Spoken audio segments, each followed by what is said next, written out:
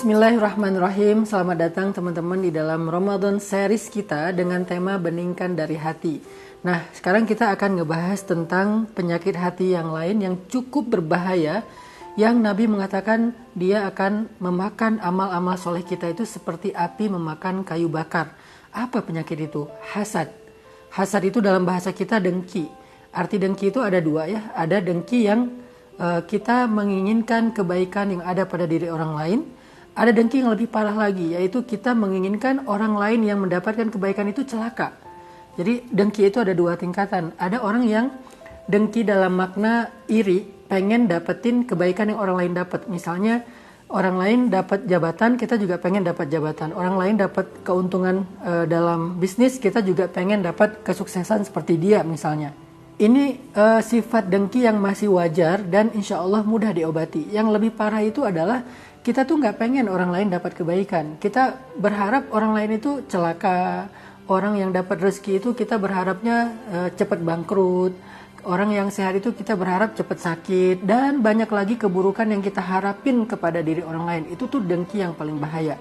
Dan Allah Subhanahu Wa Taala mewanti-wanti kita, memberikan semacam kayak peringatan gitu ya, kayak warning gitu kepada kita biar kita segera sadar bahwa hasad ini sesuatu yang sangat berbahaya, baik secara pribadi untuk kita maupun secara masyarakat.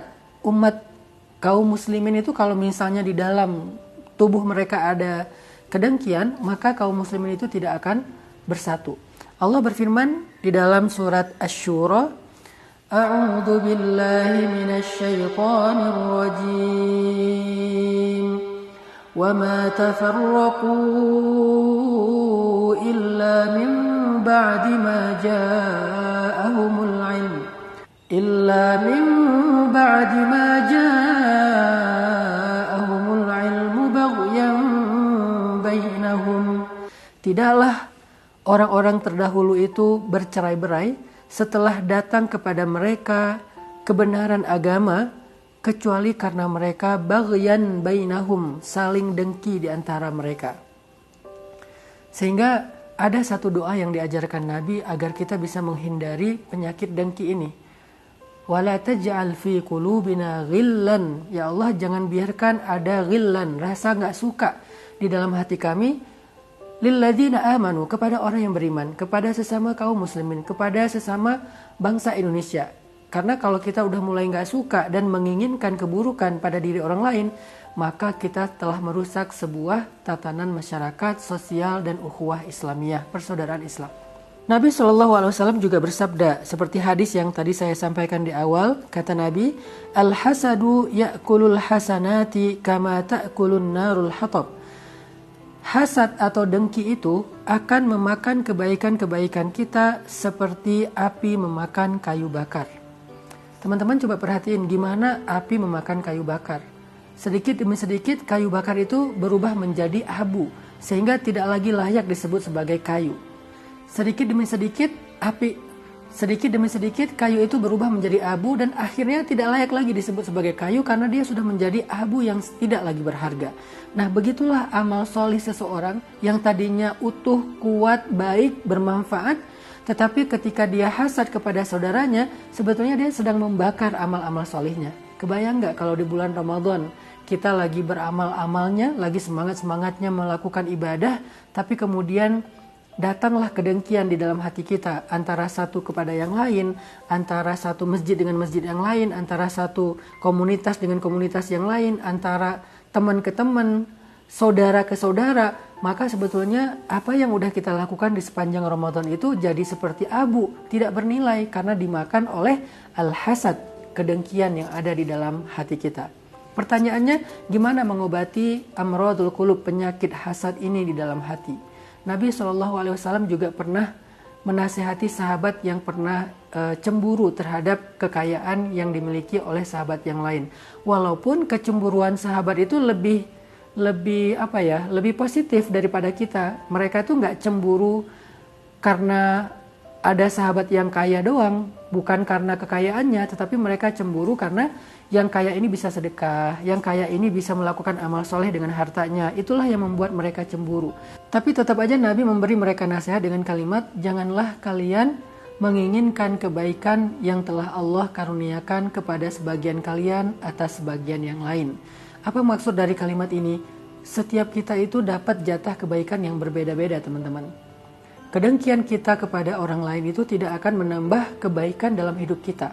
Dan juga tidak akan mengurangi kebaikan dari kehidupan orang lain. Sesungguhnya, kedengkian itu hanya akan membakar amal-amal soleh kita. Sehingga kalau kita sadar bahwa setiap kita itu ada jatah kebaikan dan anugerah masing-masing, kenapa kita harus iri kepada orang lain? Kenapa kita harus dengki kepada orang lain? Justru harusnya kita berlomba-lomba, fastabiqul khairat, berlomba-lomba dalam kebaikan, bukan sekedar iri atau mencemburui kebaikan yang orang lain lakukan. Teman-teman, kalau kita baca di dalam kitab Tazkiyatul Anfus yang ditulis oleh Syekh Said Hawa ini, beliau sampai mengangkat kisah iblis laknatullah alaih ketika sebelum iblis dilaknat oleh Allah itu. Tahu nggak kenapa iblis tuh sampai Allah benci banget sama dia?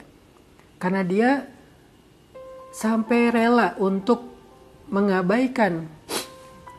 Tahu nggak kenapa Allah tuh murka terhadap iblis? Karena iblis itu berani untuk menantang Allah, berani untuk mengabaikan perintah Allah ketika Allah memerintahkan dia untuk tunduk dan taat kepada Adam. Kok bisa makhluk yang selama ini tinggal bersama malaikat, beribadah kepada Allah, sangat soleh, tiba-tiba menentang Allah? Kok bisa? Tiba-tiba menentang Allah, kok bisa? Satu-satunya alasan kenapa dia menentang Allah, karena dia sombong dan dengki. Sombong merasa dirinya lebih, dan dengki kepada Nabiullah Adam. Dia nggak rela Adam diberikan kemuliaan yang setinggi itu. Dia ingin Adam itu berada di bawahnya. Dia ingin Adam itu kehilangan semua kebaikan-kebaikan yang ada pada dirinya. Kedengkian itulah yang membuat dia sampai berani menentang Allah Subhanahu wa Ta'ala. Dan itu juga yang terjadi kepada Ahlul Kitab, Bani Israel, orang Yahudi. Kenapa mereka membunuh para nabi? Kenapa mereka menentang para da'i, para ulama mereka? Karena dengki. Mereka mengatakan harusnya kami yang dapat wahyu, bukan Zakaria. Harusnya anak kami yang menjadi mulia, bukan Yahya. Harusnya kami yang mendapatkan keagungan, bukan Isa. Mereka dengki kepada para nabi sampai mereka berani menentang, bahkan membunuh para nabi. Jadi kedengkian adalah penyakit yang sangat berbahaya. Semoga kita bisa membersihkan hati kita dari sifat dengki. Barakallahu fikum.